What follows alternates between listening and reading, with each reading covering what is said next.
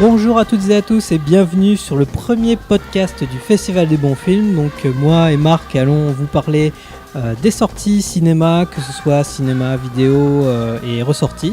Alors déjà bonjour Marc. Salut.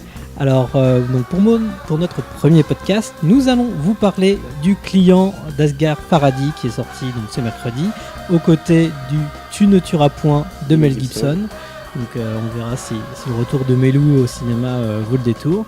On parlera vite fait de Boulevard de Crépuscule qui est ressorti chez Splendor Film en ressortie remasterisée, et aussi un tout petit court mot sur le coffret Richard Fleischer sorti en Blu-ray chez Carlotta. Place au premier film, donc Asghar Farhadi, réalisateur d'une séparation, Le Passé, a été présenté à Cannes aussi cette année, donc Le Client, qui a remporté d'ailleurs à la fois prix du scénario et prix d'interprétation masculine, si je ne m'abuse, Marc. Absolument. Et donc, on l'a vu cette semaine pour vous. Et donc, Marc, que raconte le film rapidement ? Le Client, c'est l'histoire d'un couple qui emménage dans un nouvel appartement on est à Téhéran, on est en Iran. Voilà, pardon, à Téhéran, après que le leur soit victime d'un effondrement partiel. Et donc, dans le nouvel appartement qu'ils occupent, la précédente locataire avait, pour citer un des personnages, des mœurs un peu légères.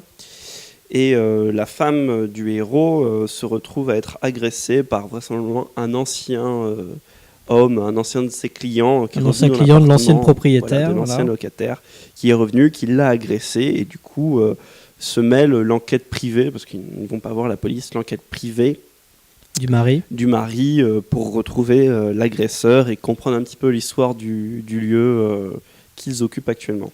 Voilà, donc ça, c'est un peu, on va dire, un film d'auteur et tout ça, quoi, dans tous les bons sens et mauvais sens du terme, comme on pourrait le dire. Donc, après une séparation, ça parlait vraiment donc de la culture de l'Iran. C'était vraiment un très beau film, très émouvant. Là aussi, justement, on retrouve un petit peu le côté quotidien de l'Iran actuel. Ouais, ça c'est très intéressant. C'est le premier tiers du film, parce que le film est volontairement un petit peu de temps à démarrer. Mais le premier tiers du film montre vraiment le quotidien d'un couple de classe moyenne à tendance bourgeoise, on va dire, puisque l'homme est professeur au lycée. Voilà, ils font du théâtre ensemble. Ils font du théâtre, donc en plus c'est la classe intellectuelle, etc.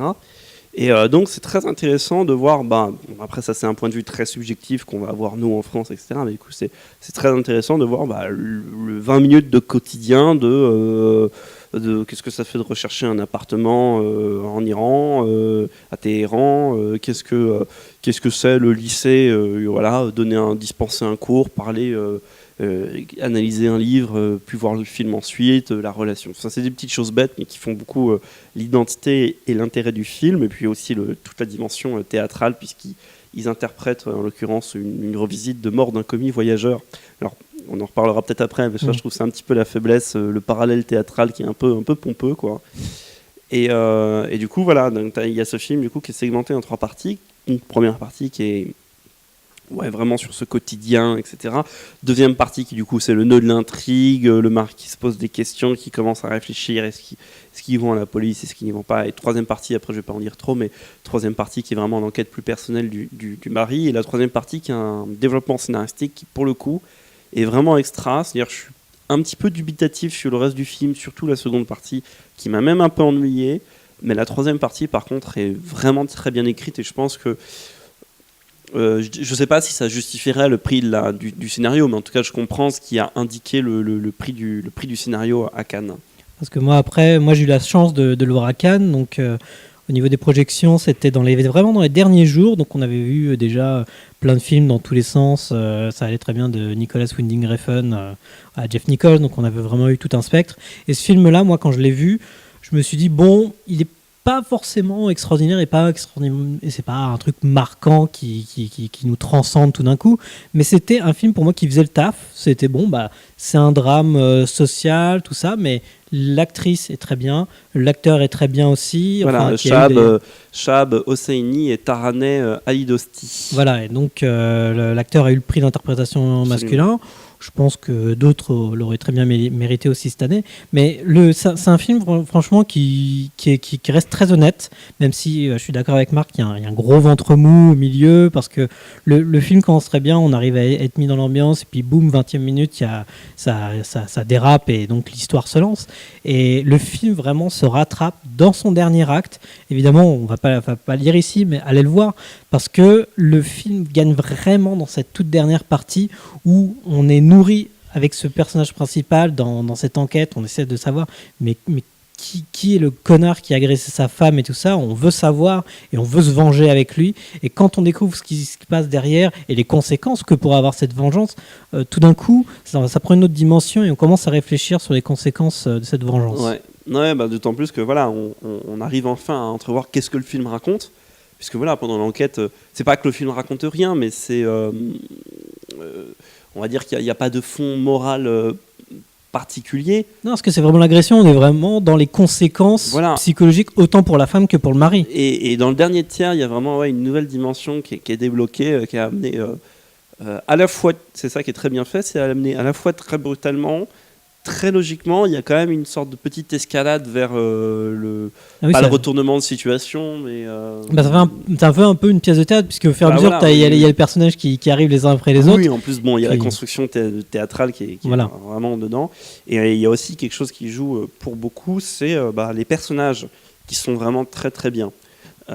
Et du coup, l'évolution qu'ils prennent, alors il n'y en a pas énormément des personnages, mais l'évolution qu'ils prennent et le développement qu'ils ont ultimement vers la fin, les 40 dernières minutes du film, c'est vraiment pour le coup la recette d'une bonne écriture. Donc ça, je pense que pour le coup, ça a fait un prix du scénario que je ne peux pas considérer comme volé, quoi. Oui, parce que comme tu disais tout à l'heure, donc il y a les deux personnages principaux donc qui retransposent à peu près ce qu'ils ressentent dans la vie réelle dans une pièce de théâtre. Donc il y a le côté mise en abîme qui est justement un petit peu téléphoné dans le récit, mais justement cette fin elle revient vraiment dans l'humain. C'est moins la mécanique du scénario et les grosses ficelles qu'on voit. C'est vraiment un truc humain et pas forcément lumineux, mais un peu plus chaleureux et qui nous montre que la vengeance n'est pas la solution à tout. Absolument. Et du coup, ça peut être assez bête à dire, mais c'est forcément un thème qui est fort quand tu as un cinéaste iranien qui s'en empare, etc. Parce que du coup, ça parle bêtement de haine, mais là on est à un niveau intime, tu vois. Ça parle de haine face à une agression, etc. Et c'est toujours à remettre dans le contexte actuel, c'est quand même c'est pas anodin non plus, quoi. Puis c'est un film qui peut très bien s'adapter à tous les domaines et tous les pays. Oui, en plus c'est ça qui est marrant parce que, enfin marrant. Du coup, le début, on suit le quotidien de cette famille, ce couple en tout cas, dans leur appartement, leur bel appartement de Téhéran, et on se dit, c'est marrant parce que, c'est tant mieux, c'est fait pour, c'est aussi ça à quoi sert le cinéma, c'est qu'il y a une sorte d'annihilation des clichés ou a priori qu'on a sur l'Iran, où c'est un peu méchant ce que je veux dire, ou même genre sur l'image que se trimballent les films comme Taxi Téhéran de Jafar Pahani. Parce que là, on a tout de suite un Iran beaucoup plus moderne. Alors évidemment, c'est aussi une question de classe. Mais on a un Iran beaucoup plus moderne. Les 20 premières minutes, ça pourrait se passer à Téhéran comme ça pourrait se passer à Lyon. Enfin, à Paris, à Londres. Et ça, ça rend aussi ce film très intéressant parce que derrière, tu as Asghar Farhadi qui ne fait pas son film iranien, juste iranien, qui a un propos sur l'Iran, etc. Ça parle. Tout à l'heure, je disais que c'était intéressant que ce soit un film sur l'Iran, mais c'est pas seulement un film sur l'Iran non plus. C'est pas un film qui parle spécialement de la condition c'est pas un film qui parle du régime. Non, ça parle vraiment de l'humanité, quoi. Voilà. Alors à un moment, il y a une petite mention. On parle de la censure, tu vois, parce que donc la pièce de théâtre Mort d'un commis voyageur qu'ils interprètent, du coup, à un moment, il y a une question de la censure qui se pose, mais bon, c'est une réplique et ça n'empêche pas l'universalité entre guillemets du film et ses possibilités de développement. Voilà. Donc, essayez d'aller voir Le Client donc, de Asghar Farhadi, sorti donc, le 9 novembre dans les salles et distribué par Memento Film. Et nous passons maintenant donc, au film suivant, donc Tu ne tueras point, Hacksaw Ridge, je crois en anglais, donc de Mel Gibson. Mel Gibson, donc Braveheart, puis La Passion du Christ, puis Apocalypto. Donc, c'est un peu une carrière en dents de scie, aussi bien artistiquement qu'au niveau populaire. Et donc, Marc et moi, donc Braveheart, Apocalypto, nous on n'a rien à dire, c'est chef-d'œuvre. La Passion du Christ, bon. J'aime bien l'intention. Voilà, alors. C'est original. C'est une intention artistique comme une autre. Et donc là, Tu ne tueras point, donc distribué par Metropolitan, donc sorti le 9 novembre. Donc déjà, de quoi ça parle, non? Tu ne tueras point suit tout simplement l'histoire d'un soldat américain qui est en l'occurrence Andrew Garfield. L'histoire vraie, d'ailleurs. L'histoire vraie, This is a true story. Voilà. Qui souhaite absolument s'engager dans l'armée, mais refuse purement et simplement de porter les armes et de tuer.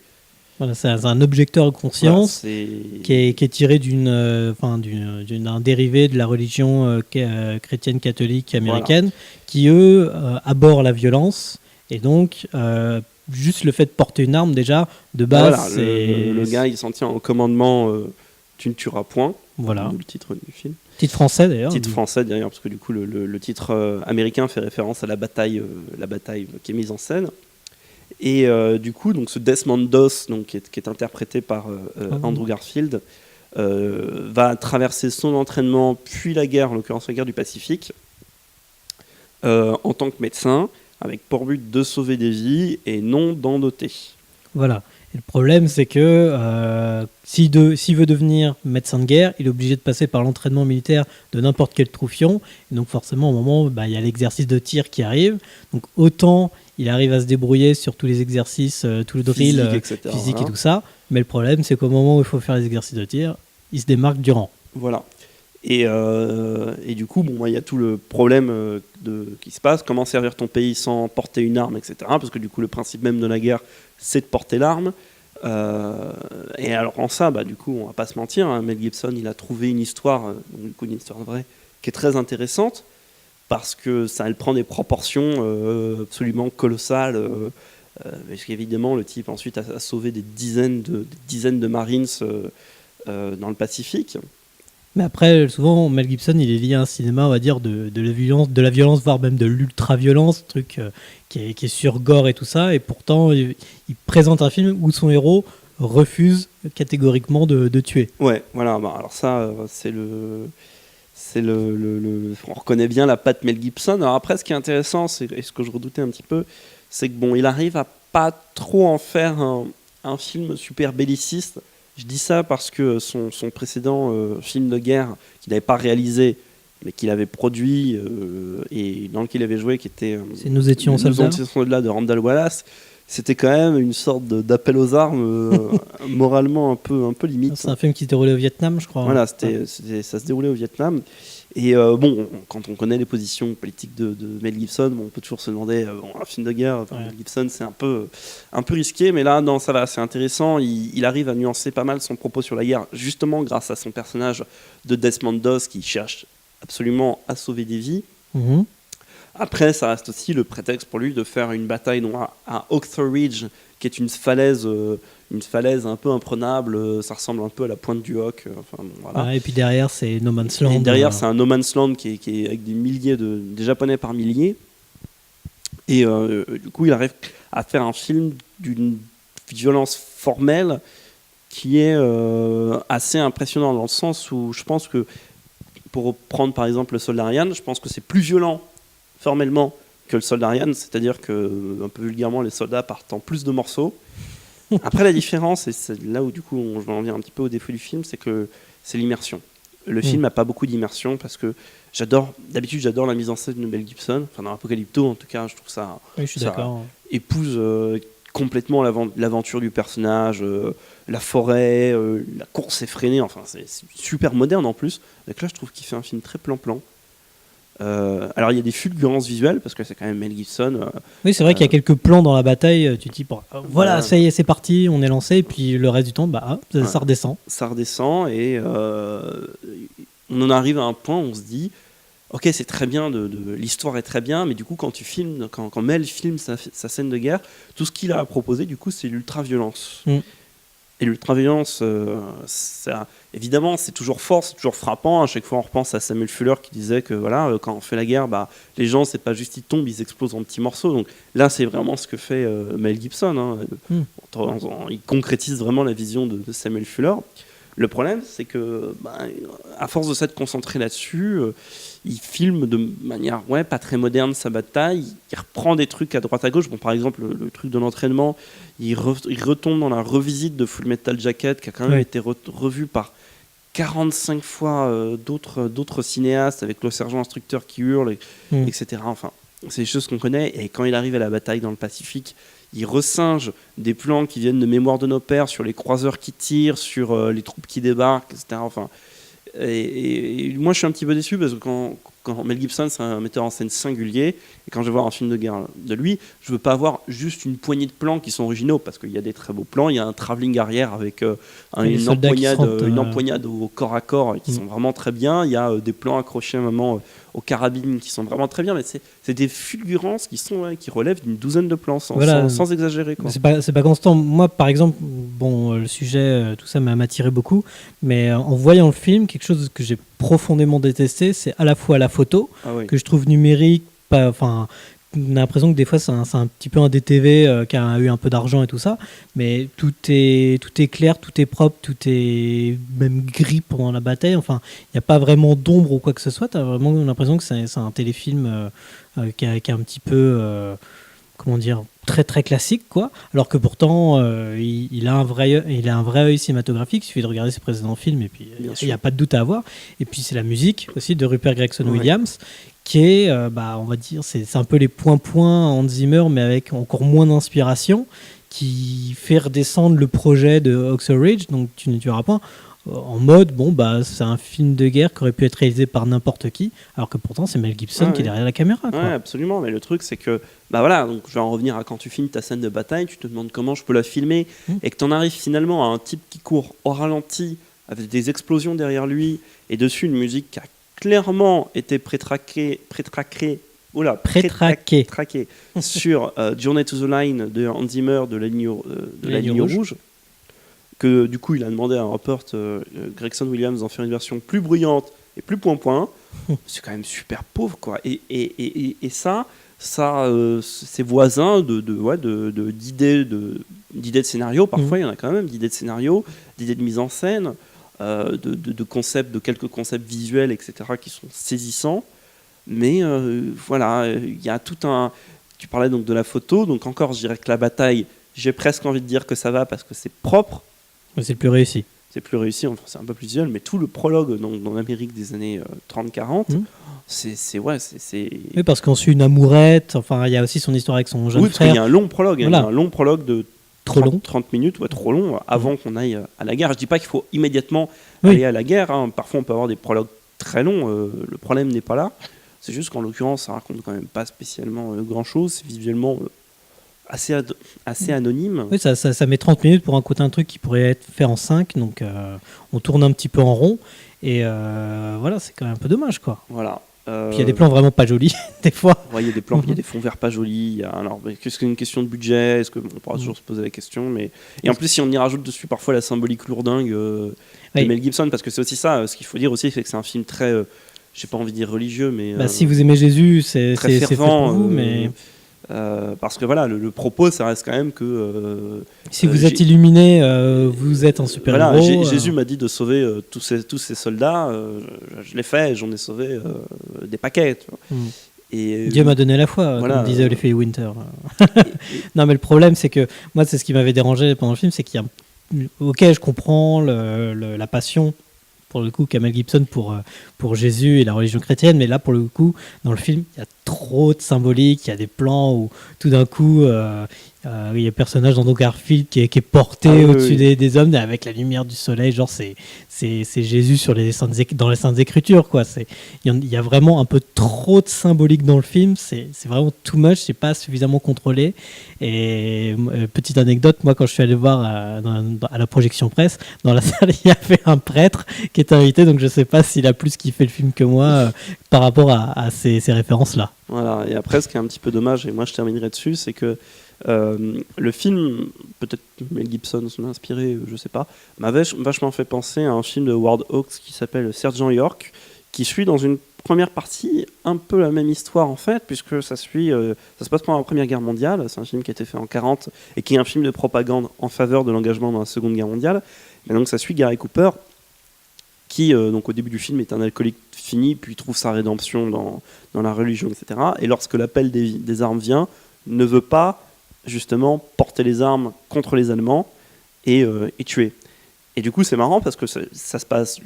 Le film a exactement la même construction, le début dans l'Amérique profonde, le choc entre guillemets religieux pour justement se faire pardonner, parce que c'est aussi ça dans l'histoire de Desmond Doss, puisqu'il entre guillemets il a des choses un petit peu à se faire pardonner par rapport à son histoire personnelle.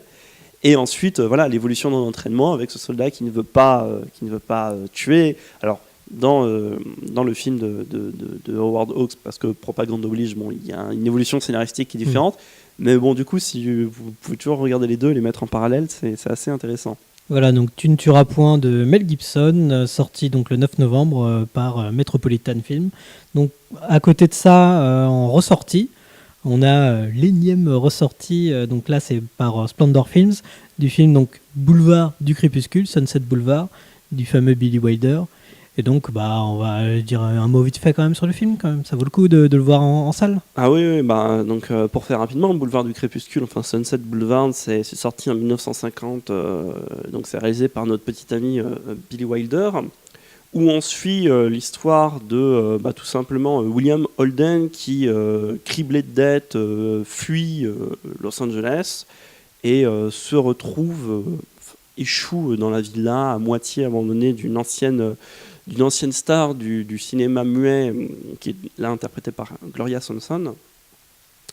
Et se lie entre les deux une relation très complexe, puisque à la base, William Holden, c'est juste son hôte. Et évidemment, il y a une évolution sentimentale assez bizarre, d'autant plus que Gloria Swanson est assez flippante, parce qu'elle ne se rend plus compte de la perte de sa gloire. Elle pense qu'elle va revenir, que Cécile B2000, qui joue dans le film d'ailleurs, que Cécile B2000 va la rappeler pour jouer dans son nouveau Peplum, etc. Donc tu as tout un film, c'est un film noir, donc tu as toute cette évolution de la tragédie du film noir, qui du coup a collé à aussi un film qui est une réflexion sur le cinéma, parce que du coup on y parle de la fin du muet, la perte des stars, la transformation justement d'une industrie. La transformation, voilà, d'ailleurs il y a une apparition de Buster Keaton dans le film qui fait pas un figurant, mais vraiment un tout petit rôle d'un de ses vieux amis qui eux aussi ont été perdus au passage entre le muet et le parlant.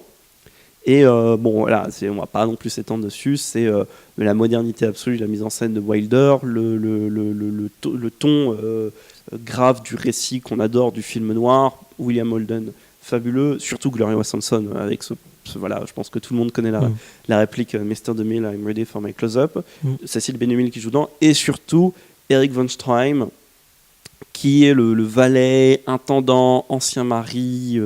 C'est une relation personnage bien trouble, voilà, bien trouble de Gloria Swanson, et qui voilà, Eric von Stroheim, dès qu'il est dans un film, tu as une sorte de dimension. Il fait ce personnage toujours un peu mystérieux avec son accent allemand, etc. Donc voilà, voyez-le, c'est un classique parmi les classiques. C'est une référence du genre. Donc n'hésitez pas. Splendor Film l'a ressorti en une très belle version restaurée. La photographie noir et blanc est impeccable, donc jetez-vous dessus. Voilà, donc Boulevard du Crépuscule ou Sunset Boulevard en version originale de Billy Wilder, ressorti le 9 novembre. À côté de ça, dans les ressorties, mais faire cette fois en Blu-ray, donc en vidéo, on a le coffret Richard Fleischer, donc sorti par Carlotta également le 9 novembre, avec à l'intérieur Terreur aveugle, L'étrangleur de Rillington Place et Les flics ne dorment pas la nuit. Donc ces trois films qui sont inclus dans un seul et même coffret, donc en Blu-ray, donc version restaurée forcément. On vous conseille de vous référer directement sur la nouvelle émission que l'on a fait du Festival des bons films, où Antoine Julien parle notamment de Terreur aveugle. Puis Marc, si tu veux parler de... moi je parle un petit peu très vite fait des flics ne dorment pas la nuit. Puisque, alors c'est très bien ce que fait Carlotta, puisqu'ils sont entrepris dans une sorte de réhabilitation de Richard Fleischer, souvent un peu l'artisan de service, etc. Mais alors que je pense que, je sais pas si on peut dire que c'est un vrai auteur, mais en tout cas c'est un de mes réalisateurs hollywoodiens préférés. Et donc il a fait ce film-là, Les flics ne dorment pas la nuit. Alors c'est un peu l'archétype du film qui est fait par un vieux, parce qu'il était déjà vieux à cette époque-là, on est dans les années 70, qui est fait par un vieux et qui du coup s'incruste complètement dans le nouvel Hollywood, dans le cinéma des petits jeunes, avec cette histoire... c'est juste le quotidien désespérant et désespéré de flics. En l'occurrence, c'est un film surtout nocturne, hein, comme l'indique le titre. En anglais, c'est The New Centurions. Et voilà, de flics avec George T. Scott et Stacy Keach. Et voilà, donc ce quotidien de flics morbides, avec des enquêtes qui ne mènent nulle part. Bon, c'est l'absolu du nouvel Hollywood, quoi, où on n'espère pas grand-chose si ce n'est payer son loyer à la fin du mois et percevoir une balle. Et donc voilà, voyez-le, c'est super moderne, c'est super magnétique dans sa captation des villes la nuit. Je ne sais pas si, par exemple, Michael Mann s'en est inspiré quand il a fait toutes ces scènes nocturnes, mais je pense un peu en fait. Et donc voilà, très beau film de Richard Fleischer qui a été un petit peu méconnu, passé à la trappe. Donc voyez-le. Voilà, donc on a Terreur aveugle, Étrangleur de Rillington Place et Les flics ne dorment pas la nuit dans un seul coffret spécial Richard Fleischer, distribué par Carlotta en Blu-ray et en DVD. Donc merci de nous avoir écoutés pour notre premier podcast. Merci à vous. On vous donne rendez-vous donc la semaine prochaine pour un nouveau. Donc aimez-nous sur Facebook, suivez-nous sur Twitter, écoutez-nous maintenant sur Mixcloud et notez-nous sur Sens Critique. Et retrouvez-nous bien sûr sur festivaldesbonsfilms.com, tout attaché, donc notre site officiel. Voir des bons films, enfin voir des films c'est bien, mais en voir des bons c'est mieux. Puis on se donne rendez-vous la semaine prochaine. Au revoir. Au revoir.